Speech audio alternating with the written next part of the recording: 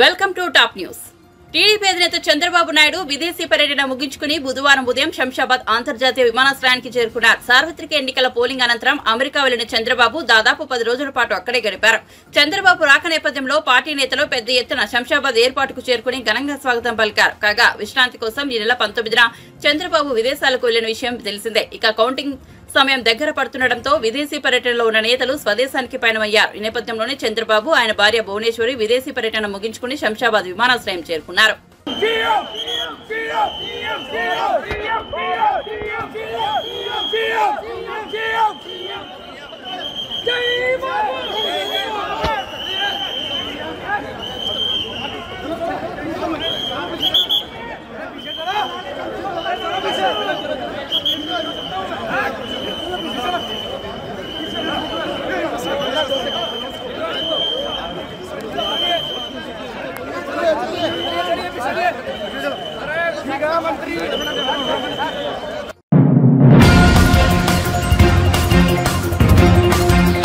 ఆంధ్రప్రదేశ్ లో పోలింగ్ రోజున రెంటచింతల మండలం పాల్వాయి గేట్ పోలింగ్ కేంద్రంలోని ఈవీఎంను ధ్వంసం చేసిన ఘటన వెలుగులోకి రావడంతో పరారైన మార్చర్ల వైసీపీ ఎమ్మెల్యే ఆ పార్టీ అభ్యర్థి పిన్నెల్లి రామకృష్ణారెడ్డి నర్సారావుపేటలో ప్రత్యక్షమయ్యారు. ఆయనపై నమోదైన హత్యాయత్నం కేసులో హైకోర్టు నుంచి తాత్కాలిక ఉపశమనం లభించిన వెంటనే అజ్ఞాతం వీడి బయటకు వచ్చారు. 3 కేసుల్లోనూ జూన్ 6 వరకు ఆయన అరెస్టు చేయవద్దని హైకోర్టు ఉత్తర్వులు ఇచ్చింది. హైకోర్టులో ఉపశమనం లభించడంతో రాత్రి 9 గంటల సమయంలో నర్సారావుపేట చేరుకున్న ఆయన స్థానికంగా ఓ హోటల్లో బస చేశారు. ప్రతిరోజు ఎస్పీ ఎదుట హాజరు కావాలన్న కోర్టు షరతు ప్రకారం రాత్రి 12 గంటల సమయంలో పల్నాడు ఎస్పీ మల్లికా గార్గ్ ఎదుట హాజరయ్యారు. ఈవీఎంలను పిన్నెల్లి ధ్వంసం చేసిన వీడియో ఈ నెల 21న వీడియో వెలుగులోకి వచ్చింది. దీనిని తీవ్రంగా పరిగణించిన ఈసీ ఆయన అరెస్టు చేయాలని పోలీసులను ఆదేశించింది. అప్పటికే ఆయన పరారైనట్లు గుర్తించిన పోలీసులు పిన్నెల్లి కోసం ప్రత్యేక బృందాలు ఏర్పాటు చేసి గాలింపు చర్యలు చేపట్టారు. అయినప్పటికీ ఆయన చిక్కలేదు.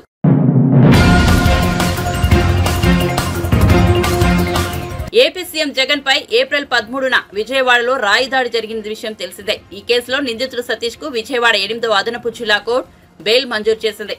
ఈ కేసులో వాదనలు పూర్తి కాగా తీర్పును నేటికి రిజర్వ్ చేశారు. ఈ నేపథ్యంలో న్యాయమూర్తి తీర్పు వెలువరించారు. నిందితుడు సతీష్ కు షరతులతో కూడిన బెయిల్ మంజూరు చేస్తున్నట్లు చెప్పారు. శని ఆదివారాల్లో పోలీస్ స్టేషన్లో సంతకం చేయాలని సతీష్ ని సందర్భంగా కోర్టు ఆదేశించింది. 50,000 చొప్పున 2 పూచీకత్తులు సమర్పించాలని స్పష్టం చేసింది. సతీష్ ప్రస్తుతం జైల్లో రిమాండ్ ఖైదీగా ఉన్నాడు. బెయిల్ ఉత్తర్వులు జైలు అధికారులకు అందిన తర్వాత అతడు విడుదల కానున్నాడు.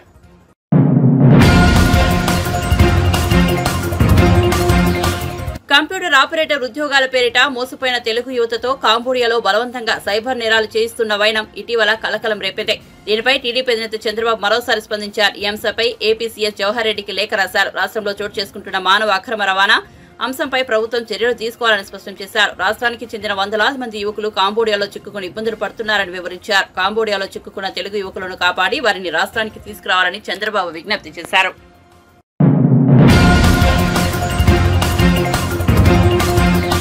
డిస్టిలరీస్ కంపెనీకి అనుమతులు ఇవ్వడంపై మంత్రి జూపల్లి కృష్ణారావు స్పందించారు. తెలంగాణలోకి ఈ కంపెనీకి చెందిన కొత్త రకం మద్యం వస్తోందని విపక్షాలు విమర్శలు గుప్పిస్తున్న నేపథ్యంలో మంగళవారం మంత్రి మాట్లాడుతూ నిబంధనల మేరకే సోమ్ డిస్టిలరీస్ కంపెనీ ఉత్పత్తులను తెలంగాణ బేవరేజెస్ కార్పొరేషన్ కు సరఫరా చేసేందుకు అనుమతించినట్లు చెప్పారు. కొత్త మద్యం బ్రాండ్లకు సంబంధించి తమ వద్దకు ఎలాంటి దరఖాస్తులు రాలేదని గతంలో ఓ మీడియా సమావేశంలో చేసిన వ్యాఖ్యలకు తాను కట్టుబడి ఉన్నట్లు తెలిపారు. తన వద్దకు ఏ ఫైలు రాలేదన్నారు. ప్రస్తుతం ఉన్న నిబంధనల ప్రకారం నిర్ణయం తీసుకునే అధికారం బేవరేజెస్ కార్పొరేషన్ కుందన్నారు. ఈ క్రమంలోనే సోమ్ డిస్టిలరీస్ కు అనుమతి ఇచ్చినట్టు చెప్పారు. బేవరేజెస్ కార్పొరేషన్ రోజు వారి కార్యకలాపాలు తన దృష్టికి రాలేదన్నారు. కానీ కొన్ని పత్రికలు వాస్తవాలు తెలుసుకోకుండా ప్రచురించాయని ఆవేదన వ్యక్తం చేశారు.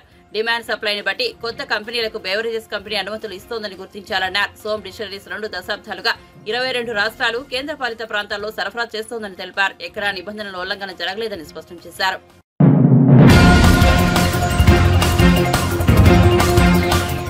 రాహుల్ గాంధీ ప్రధాని అయితే పాత చట్టాలను మారుస్తారని కాంగ్రెస్ పార్టీ సీనియర్ నేత వి హనుమంతరావు అన్నారు. ఆయన మంగళవారం మీడియాతో మాట్లాడుతూ బ్రిటిష్ కాలంలో తెచ్చిన చట్టాలలో మార్పులు చేయాల్సిన అవసరం ఉందన్నారు. అందుకే రాహుల్ గాంధీ వాటిని మారుస్తారని తెలిపారు. నల్సార్ వర్సిటీ వీసీ సూచించిన చట్టాలను మార్పులను స్వాగతిస్తున్నట్టు చెప్పారు. ఫోన్ ట్యాపింగ్ కేసు దోషులను శిక్షించాలని డిమాండ్ చేశారు. ఢిల్లీ మద్యం పాలసీ కేసులో ఎలాంటి పురోగతి లేదన్నారు. నా ఉద్దేశంలో ఈ మార్పు జరగాలి. బ్రిటిష్ రాసిన న్యాయ వ్యవస్థను మార్చాలి. ఇవాళ 3 చట్టాలు తెస్తున్నారు, చాలా మంచి చట్టాలు. అది అందరికీ కూడా తొందరగా నా కేసు చెప్తా. నేను 2019లో బాబాసాహెబ్ అంబేద్కర్ స్టాచ్యూ వీళ్ళే కూడా కొట్టిండ్రు, దాని మీద కేసు ఏమైందో తెలియదు. కొత్తది నేను తెచ్చి పెడితే దాన్ని కూడా ఎత్తుకుపోయి ఇవ్వాలంటే దానికో కూడా ఏది గోషామైల్ పోలీస్ స్టేషన్లు ఉంది. ఏమిటి దానికి నేను తిరగంగా మా మీద 18 మంది మీద కేసు పెడితే లాస్ట్లో ఏమిచ్చిండ్రు? లాస్ట్లో నాకు ఆ విగ్రహం అయితే ఏది పంజాగుట్ట పోలీసు హనుమంతరావుకు హ్యాండ్ ఓవర్ చేయమన్నారు. కానీ మేము 18 మంది ఇవాళ కూడా కోర్టుకు పోతున్నాం. మళ్ళీ వచ్చే 2 నెలల్లో మళ్ళీ ఒక కేసు, అదే కేసు. ఇప్పటి వరకు 18 మంది పోవడం, దాని తర్వాత వాయిదా. నేను ఒక హిందీ సినిమా చూసిన, తారీఖ్ పే తారీఖ్ అంటే కోర్టు తారీఖులే ఇస్తుంది, వాయిదాలే వేసుకుంటుంది. జల్దీ ఎందుకు సెటిల్మెంట్ చేయరు?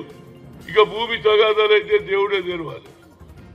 పుస్తకాలు అమ్ముకుంటున్నారు, ఇండ్లు అమ్ముకుంటున్నారు, కానీ నెరవేర్చేది లేదు. ఎందుకు ఈ చట్టాలు ఇంత ఉండి మరి పక్క దేశమైనటువంటి మరి ఆ రాష్ట్రాలలో దుబాయ్ అటువంటి ప్రాంతాలలో ఒక నేరం జరగదేది. నేరం జరిగితే ఏడో మన బ్యాగ్ పెట్టిపోతే అక్కడనే ఉంటుంది. మన దగ్గర నేరాలు ఎందుకు పెరుగుతున్నది? ఎందుకు చంపడం? భార్యను చంపిండని ఒకటి, చెల్లెలను చంపిండని ఒకటి, అందం చంపినట్టు ఒకటి. ఎందుకు తొందరగా మీరు న్యాయం చేయరు అనేది నా ఉద్దేశం. ఎప్పటి వరకు అయితే ఈ న్యాయం ప్రజలలో నమ్మిక పోతున్నది, ఎందుకంటే నేరాలు పెరుగుతున్నాయి. ఇంకా బ్రిటిష్ చట్టం తీసేయండి. ఇవాళ ప్రజలలో వాతావరణం వేరింది. జనాభా తక్కువ ఉండే అప్పుడు ఇవాళ జనాభా కూడా పెరిగింది. కనుక తప్పనిసరిగా ఆ డబ్బు ఏమైనట్టు? నయం డబ్బు ఎవరికి పోయింది? ప్రభుత్వానికి పోయిందా? పోలీసు వాళ్ళు తీసుకున్నారా? ఆఖరుకు ఆ భూములు ఎవరైతే లాక్కున్నాడో ఆ భూములు వాళ్ళు ఇప్పటి కూడా తిరుగుతూనే ఉన్నారు. కనుక ఈ చట్టాలు మార్చాలి. చట్టాలు 3 చట్టాలు మారుస్తూ మంచిదే. ఎప్పటికప్పుడు కేసును బట్టి చట్టాలలో కూడా మార్పు వస్తే, ఇప్పుడు మన నర్మదా ఇష్యూలో చూడండి, 23 ఏళ్ళు పట్టింది. నర్మదా నది మీద పోతున్నటువంటి భూములు తీసుకుంటున్నారని ఆమె రైతుల పక్షాన కొట్లాడితే 23 ఏళ్ళు పడుతుందా? ఆఖరుకు నెగటివ్ వచ్చింది. ఆమె ఎక్కడ వాళ్ళు హైకోర్టు సుప్రీంకోర్టు వాళ్ళంటే ఎప్పుడు తెగుతుంది? మనం పూర్తి జీవితం అంతా ఇండ్లు అమ్ముకోవాలి, సొమ్ములు అమ్ముకోవాలి. కానీ వాయిదా నా కేసు కూడా వాయిదా. మా ప్రభుత్వం వచ్చింది, నేను కేసు మన రేవంత్ రెడ్డి గారిని అడుగుతున్నా, ఇవి కావాలని పెట్టుకున్న కేసులు కాదు. బాబాసాహెబ్ అంబేద్కర్ రాజ్యాంగం రాసిండు, ఆయన తుణుకలు చేసిండ్రు. ఒక రోజు ముందు ఆయన 14 ఏప్రిల్ 13 పొద్దున చేసిండ్రు. దానికి కూడా ఇన్ని రోజులు పడితే ఎట్లా చెప్పండి? నేను అనేది ఇదే కాదు, దీనికి ఒక ఆలోచన ఉంది. ఎవరన్నా ఏమన్నా అనుకుని ప్రజల ముందు అందరిని పిలిపించి ఆడ ముందు ఉరి శిక్ష తీస్తే ఇక అందరు భయపడతారు. అరే ఉరి పడుతుందా? ఏమవుతుందా? కోర్టులో జైల్లో పోతే జైల్లో మంచి తిండి దొరుకుతుంది. బయటికి వెళ్ళి ఏది సారా వస్తుంది, చికెన్ వస్తుంది, మటన్ వస్తుంది, తింటున్నారు. బయటకు వచ్చి ఇక తెల్లారి నుంచి నమస్తే బలం. ఇక మా టీవీ వాళ్ళు కూడా వాడు జైలుకి పోతున్నప్పుడు చూపిస్తారు, జైలుకి బయటకు వచ్చినప్పుడు కూడా చూపిస్తారు. దీనివల్ల నేరాలు పెరుగుతున్నాయి. ఇవాళ నేను చూసిన ఎంతో మంది నేరస్తులే ఎక్కువ మంది పార్లమెంట్లో నిలబడ్డారు. కనుక ఈ న్యాయ వ్యవస్థలు బాగుపడ్డనాడే ప్రజలలో భయం పడుతుంది. భయమే లేదు. మటర్ కరేతో 1 साल జజ్బాత్ బారాతో బయటికి రాగానే వాని ప్రతిభ పెరిగిపోతుంది. ఎందుకంటే టీవీలో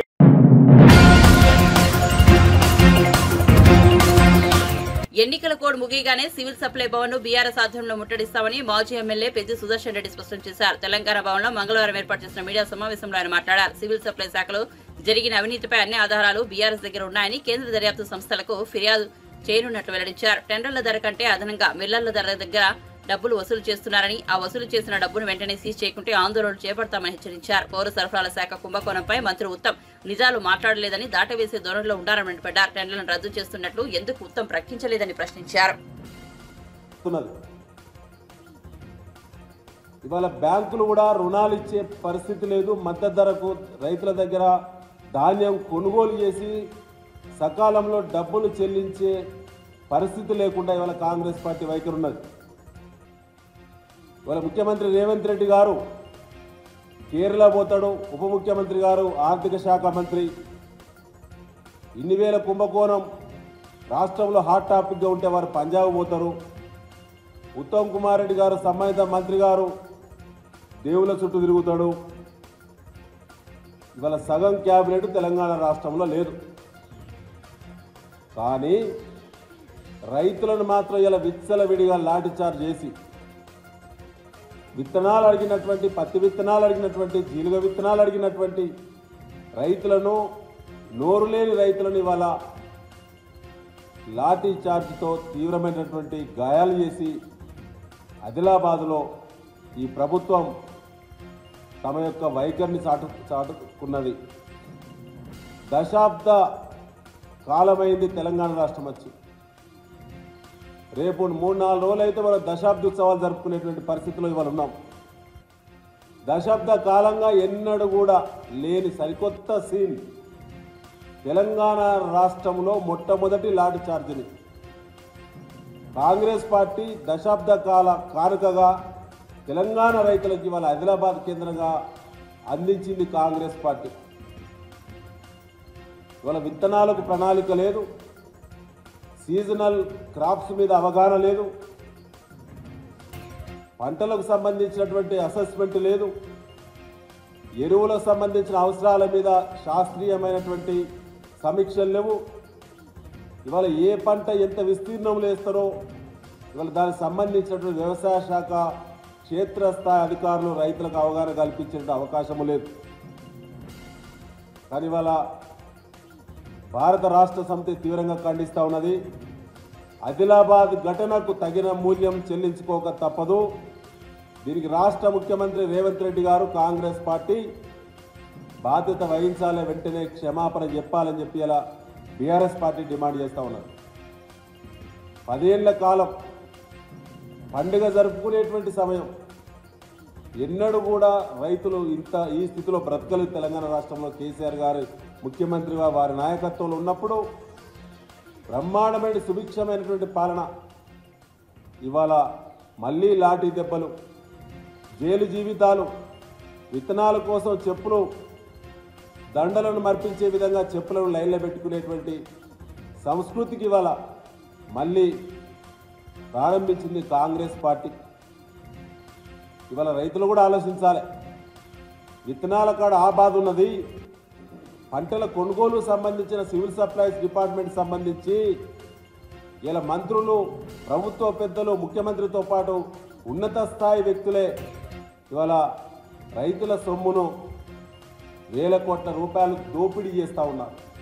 ఇవాళ ఆధారాలన్నీ ముందు ప్రజల ముందు, రైతుల ముందు భారత రాష్ట్ర సమితి పెట్టిన దున్నపోతు పైన వర్షం పడ్డట్టే కాంగ్రెస్ పార్టీ నిలకడ ఉన్న ఒక్క మాట కూడా మాట్లాడతలేదు.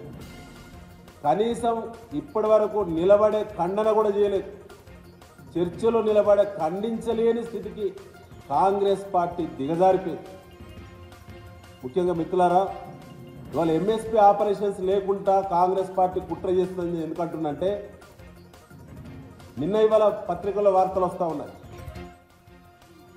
ఇవాళ ప్యాడీ టెండర్దారులకు సహకరించి అదనపు డబ్బులు వారి లంచాల కోసం, వారు ఢిల్లీ పెద్దల కాకబట్టడానికి సంబంధించిన అదనపు డబ్బులు వసూళ్లకు కనుక సహకరించిన మిల్లులో డిఫాల్టర్స్ కాదట, సహకరించకుండా ఉన్నటువంటి వాళ్ళు మాత్రం డిఫాల్టర్స్గా చేస్తామనేటువంటి వార్తలు జరుగుతూ ఉన్నాయి.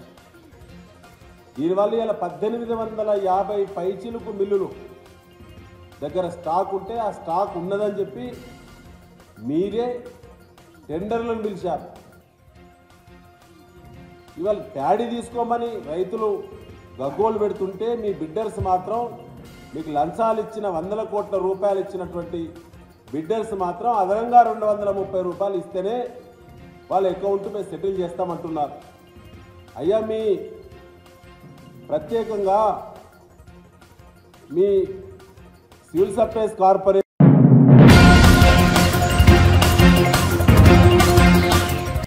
దేశ భద్రతకు విఘాతం కలిగే విధంగా వ్యవహరించి వారిని శిక్షించాల్సింది పోయి కాంగ్రెస్ ప్రభుత్వం కాపాడే ప్రయత్నం చేస్తోందని బీజేపీ నాయకులు సుభాష్ విమర్శించారు. మంగళవారం విడుదల చేసిన ఒక ప్రకటనలో ఆయన పలు అంశాలను ప్రస్తావించారు. బీఆర్ఎస్ కుంభకోణాలు నేరాల్లో మరో అతిపెద్దది ఫోన్ ట్యాపింగ్ వ్యవహారమని, ఇది దేశానికే మాయని మచ్చ అని పేర్కొన్నారు. మాజీ ముఖ్యమంత్రి కల్వకుంట్ల కుటుంబం, వారి సన్నిహిత పోలీసు అధికారుల బృందం నడిపించిన ఈ వ్యవహారం దేశాన్ని కుదిపేసిందన్నారు. ప్రజాస్వామ్యాన్ని పరిహాసం చేసే స్థాయిలో సెల్ ఫోన్ ట్యాపింగ్లు చేయించడం చూస్తుంటే రాష్ట్రాన్ని దేశం ఎంత ప్రమాదంలో పడుతుందో అర్థమవుతోందని పేర్కొన్నారు. ఇంటెలిజెన్స్ మాజీ చీఫ్ టీ ప్రభాకర్ రావు, భుజరంగరావు, తిరుపతన్న వంటి పోలీసు ఆఫీసర్లతో ట్యాపింగ్ వ్యవహారాన్ని నడిపించి రాజకీయ స్వార్థం కోసం వాడుకుని వ్యక్తిగత స్వేచ్ఛను హరించి దేశ భద్రతకు విఘాతం కలిగించే విధంగా వారిని కాంగ్రెస్ ప్రభుత్వం కాపాడే ప్రయత్నం చేస్తోందని ఆరోపించారు. भारतीय जनता पार्टी तेलंगाना ये आरोप लगाता है कि कांग्रेस और बीआरएस पार्टी एक ही मकसद है उनको कि भारतीय जनता पार्टी का विकास जो तेलंगाना में जो हो रहा है उसको रुकावट डालने के लिए हम ये पूछते हैं कि जो फोन टैपिंग केस जो हुआ था पिछले बीआरएस सरकार में, केसीआर और उनके गैंग और उनके जो मंत्रिमंडल के मुख्य नेता है और जो पुलिस है जो फोन टैपिंग केसेस में किया है, उसमें भारतीय जनता पार्टी का वरिष्ठ नेता श्री बीएल संतोष जी के ऊपर भी ये एमएलए पोचिंग केस का जो फ्रेम किया है, आज वही जो पुलिस जो उनको जो मदद किया है केसीआर और उनका गैंग को, आज एक कन्फेशन, एक जो बयान दिया है कि केसीआर को मनाने के लिए, केसीआर के हुक्म का पालन के लिए भारतीय जनता पार्टी का कार्यकर्ता, नेता और सभी के ऊपर फोन टैपिंग केसेस जो लगाए हैं, उसमें श्री बीएल संतोष जी को ट्रैप करके, उनका फोन को हैक करके, टैप करके उनका ऊपर एक झूठा जो आरोप जो लगा है कि एमएलए पोचिंग केस का, ये हम पूछते हैं कि भारतीय जनता पार्टी तेलंगाना पूछते हैं कि रेवंत सरकार क्यों बीआरएस के नेताओं के ऊपर कुछ भी एक्शन नहीं ले रहा है। और जो पुलिस आज जो कन्फेशन दिया है राधा किशन राव जो ओएसडी था, टास्क फोर्स तेलंगाना पुलिस, वो साफ साफ बताया कि केसीआर ने बीएल संतोष जी को ट्रैप करके एमएलसी कविता जो लिकर केस में जो इन्वॉल्व हुआ है उसको बेल आउट करने के लिए एक आर्म फेस्टिंग टैक्टिक्स जो इस्तेमाल किया है कि आज कन्फेशन में सबके सामने जो गवाही दिया है, भारतीय जनता पार्टी तेलंगाना पूछते हैं कि रेवंत सरकार क्यों चुप बैठे। जो इरिगेशन प्रोजेक्ट्स के ऊपर जो स्कैम हुआ था, जो भ्रष्टाचार के ऊपर जो स्कैम्स हुआ था, लैंड माफिया के ऊपर जो स्कैम हुआ था, ड्रग माफिया के ऊपर जो स्कैम हुआ था, बीआरएस सरकार और खासकर केसीआर उनके जो परिवार के लोग उसमें डायरेक्ट इन्वॉल्वमेंट था, उसके ऊपर रेवंत रेड्डी सरकार क्यों चुप बैठे, क्यों खामोश बैठे। तो हम लोग ये आरोप करते हैं कि आपके बड़े बड़े नेता, कांग्रेस के बड़े बड़े नेता भी ये स्कैम में भी इन्वॉल्व है, इसलिए आप खामोश बैठे हैं। भारतीय जनता पार्टी डिमांड करती है कि ये जो फोन टैपिंग केस का बारे में सीबीआई को सौंपा जाए।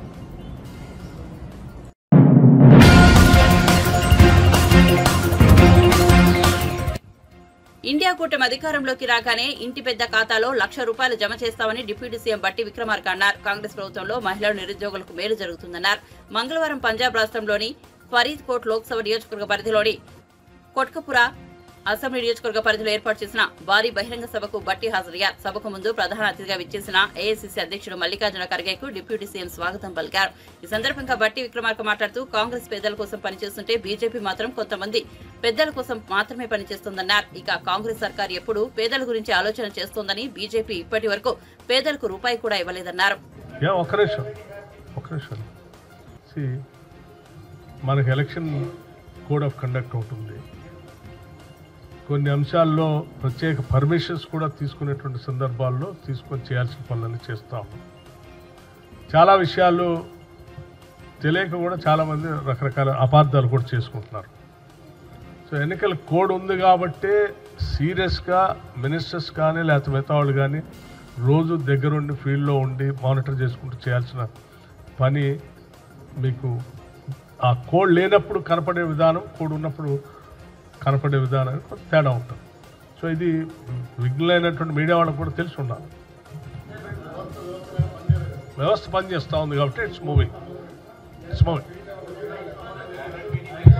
ఒక్క నిమిషం అండి, ఒక్క నిమిషం. ఇప్పుడు నేను ఇచ్చిన స్టాటిస్టిక్స్ ఒకవేళ ఈ వ్యవస్థ పనిచేసి ఉండకపోతే గతంలో ఉన్నటువంటి ప్రభుత్వ టైంలో కంటే ఎక్కువ ప్యాడీ ప్రొక్యూర్మెంట్ జరిగేది.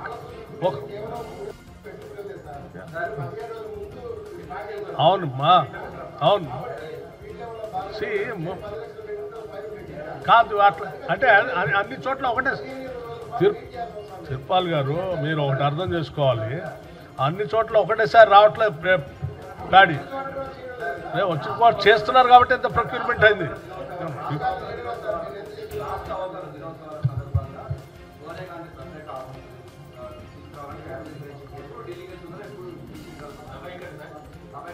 అది డేట్ అంటే ఎప్పుడు ఢిల్లీ వెళ్ళేది అనేది డేట్ ఇంకా ఏం డిసైడ్ చేయలేదు, చెప్తాం అమ్మా,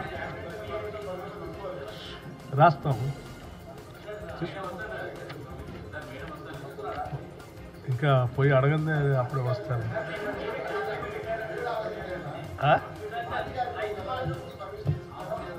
అదే చెప్పా.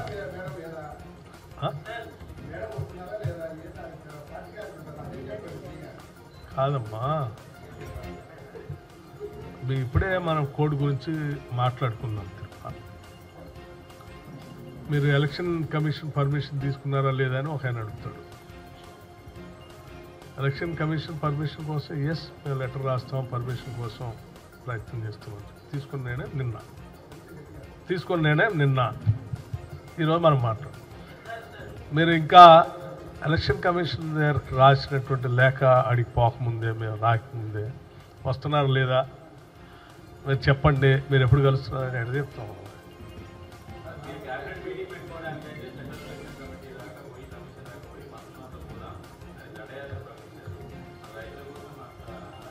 అందుకోసమే కదా తీసుకొని ఇవన్నీ తీసుకొని పీరియాడికల్గా, అందుకోసమే ఇదంతా పీరియాడికల్ పర్మిషన్ తీసుకొని నిన్న క్యాబినెట్లో కూడా డిస్కస్ చేసి నిర్ణయం తీసుకుందాం. ఈవెన్ తడిసిన మొక్కలు ఉన్న దాన్ని కూడా కొనాలని నిర్ణయం తీసుకోవటం అనేది it is a historical decision. One has to appreciate that.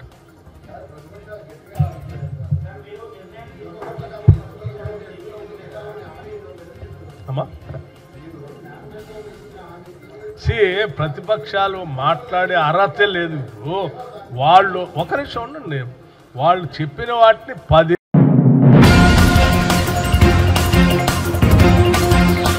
ఓ లక్ష్యం కోసం తనను ఆ దేవుడే పంపారని, తనను తాను దేవుడికి అంకితం చేసుకుంటానని ప్రధాని నరేంద్ర మోదీ ఇటీవల ఇంటర్వ్యూలో చెబుతున్న సంగతి తెలిసింది. దీనిపై కాంగ్రెస్ అగ్రనేత రాహుల్ గాంధీ వ్యంగ్యం ప్రదర్శించారు. పేదలకు కాకుండా ఓ బిజినెస్ మ్యాన్ కు సాయపడేందుకు మోదీని దేవుడు పంపి ఉంటారని ఎద్దేవా చేశారు. మోదీ దేశంలో 22 మంది బిలియనీర్లను తయారు చేశారని, వారికి సంబంధించి 16 లక్షల కోట్ల రుణాలు మాఫీ చేశారని ఆరోపించారు. ఈ విషయంలో మోదీని జాతి ఎప్పటికీ క్షమించబోదని రాహుల్ గాంధీ స్పష్టం చేశారు. తాము అధికారంలోకి వచ్చాక కోట్లాది మందిని లక్షలాధికారుల స్థాయికి తీసుకొస్తానని హామీ ఇచ్చారు. ये नरेंद्र मोदी का हिंदुस्तान, अरबपतियों का। इसमें गरीबों से बिना पूछे जमीन ली जाती है, सही रेट नहीं दिया जाता, अरबपतियों का कर्जा माफ होता है, गरीबों पर जीएसटी लगता है, और जो भी सपना अमीर लोग देखना चाहते हैं देख सकते हैं, और गरीब लोग गरीबी में फंसे रहते हैं। उन्हीं चमचों ने नरेंद्र मोदी जी से सवाल किया, कहते हैं नरेंद्र मोदी जी कहा जा रहा है कि हिंदुस्तान में अमीर लोग अमीर होते जा रहे हैं और गरीब लोग गरीब होते जा रहे हैं, इसके बारे में आप क्या सोचते हो? नरेंद्र मोदी जी ने 20-25 सेकंड सोचा, ऐसे सोचा,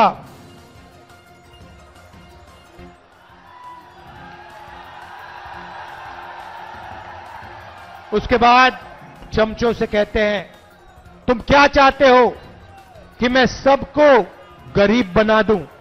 नहीं नरेंद्र मोदी जी, हम चाहते हैं कि जो सुविधाएं अमीर लोगों को मिले वो गरीबों को मिले, जो बैंक लोन उनका माफ होता है वही बैंक लोन छोटे व्यापारियों का माफ हो, वही बैंक लोन किसानों का माफ हो, वही बैंक लोन स्टूडेंट का माफ हो। जो उनके लिए आप करते हैं वो गरीबों के लिए आप कीजिए, ये हम चाहते हैं। भाइयों और बहनों, इंडिया गठबंधन ने मन बना लिया है। इंडिया गठबंधन ने मन बना लिया है। इन्होंने 16 लाख करोड़ रुपए अरबपतियों को दिए। अब हम लाखों करोड़ रुपए हिंदुस्तान के गरीब लोगों के बैंक अकाउंट में डालने जा रहे हैं।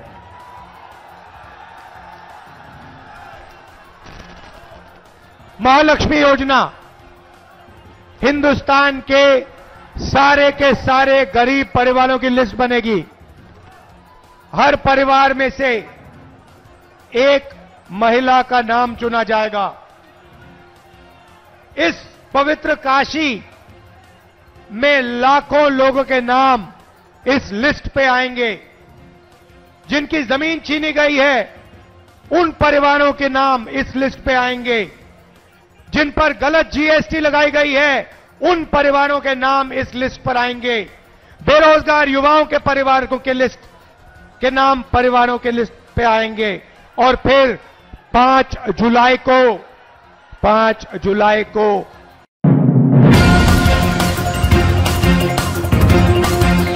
టీడీపీ నేత కనకమేడల రవీంద్ర కుమార్ కేంద్ర ఎన్నికల ప్రధాన కమిషనర్ రాజీవ్ కుమార్ కు లేఖ రాశారు. ఏపీసీఎస్ జవహర్ రెడ్డి ప్రభుత్వ అసైన్ భూములను పెద్ద ఎత్తున కొనుగోలు చేశారని వెల్లడించారు. తన కుమారుడు బినామీల పేరిట సీఎస్ భూములు కొన్నారని వివరించారు. ఈ విధంగా సీఎస్ 800 ఎకరాలు కొనుగోలు చేశారని కనకమేడల తెలిపారు. ఇప్పుడు భూముల రిజిస్ట్రేషన్ కోసం అధికారులను ప్రభావితం చేస్తున్నారని తన లేఖలో పేర్కొన్నారు. సీఎస్ అధికార యంత్రాంగాన్ని తన అధికారులను దుర్వినియోగం చేశారని ఆరోపించారు. ఆయన ఎన్నికల నియమావళి ఉల్లంఘించారని తెలిపారు.